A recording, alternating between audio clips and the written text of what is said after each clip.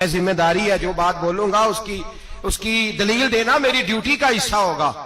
قائد اعظم محمد علی جناح کراچی میں تقریر کر رہے تھے، کسی صاحب نے ان سے کہا کہ آپ پاکستان کیوں بنانا چاہتے ہیں؟ تو قائد اعظم نے کہا کہ جس دن ہندوستان میں پہلے ہندو نے کلمہ پڑھا تھا پاکستان اسی دن بن گیا تھا۔ پاکستان اسی دن، یہاں لوگ کہتے ہیں جی پاکستان میں سب کو رہنا چاہیے، ناچنے والا ناچتا رہے، گانے والا گاتا رہے، جس کا جو دل کرے لباس پہنے، مولوی تو پاگل ہو گیا ہے، اس طرح کی بات کرتا ہے۔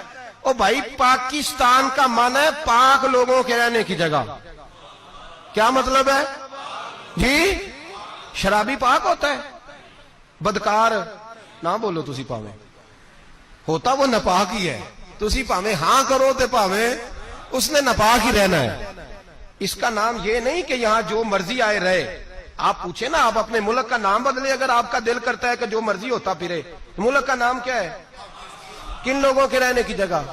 نام کا ترجمہ کیا ہے؟ تسی آکھو تانوں ترجمہ ہی تساں آج دسیا تھے۔ پاکستان کا مطلب پاک لوگوں کے رہنے کی جگہ۔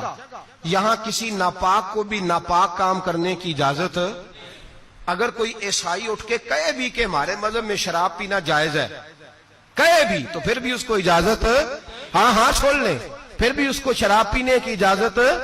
اگر کوئی کہے بھی کہ میرا اس مذہب سے تعلق ہے جس میں بدکاری کرنا جائز ہے، تو پھر بھی اس کو پاکستان میں یہ کام کرنے کی اجازت نہیں ہوگی۔ اور یہ یاد رکھ لو میرے بھائی، پاکستان، اور میں نے پچھلے جمعے بھی شاید کہا تھا، پھر بات دہراتا ہوں، پھر کسی نے پوچھ لیا قائد اعظم سے کہ پاکستان میں قانون کون سا نافذ ہوگا، تو میں ذمہ دار ہوں حوالہ دکھانے کا۔ مولوی کی کتاب سے نہیں دکھاؤں گا، کراچی یونیورسٹی کے لیکچرار کی کتاب سے دکھاؤں گا۔ قائد اعظم محمد علی جناح سے پوچھا کہ پاکستان میں قانون کون سا لگے گا؟ قائد اعظم اٹھے، وضو کیا، ایک الماری کی طرف بڑھے، قرآن پاک اٹھا کے لائے، فرمانے لگے کیا کہا تم نے؟ قانون بنانا ہے؟ فرمانے لگے یہ قرآن میرے ہاتھ میں ہے، قانون 1400 سال پہلے اللہ نے دیا ہے، محمد عربی ہمیں عطا کر کے گئے، کسی نئے قانون کی ضرورت نہیں۔ کہا جناب خلیفہ بادشاہ کس طرح کا ہوگا؟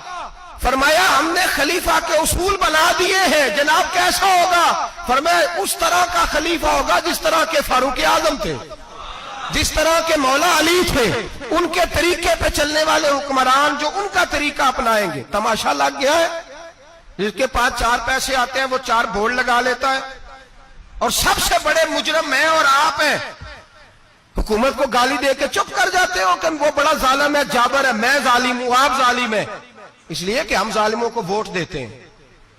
اس پاکستان کے وجود کو تباہ کرنے میں جتنا حکمران کا کردار ہے اتنا میرا اور آپ کا بھی ہے۔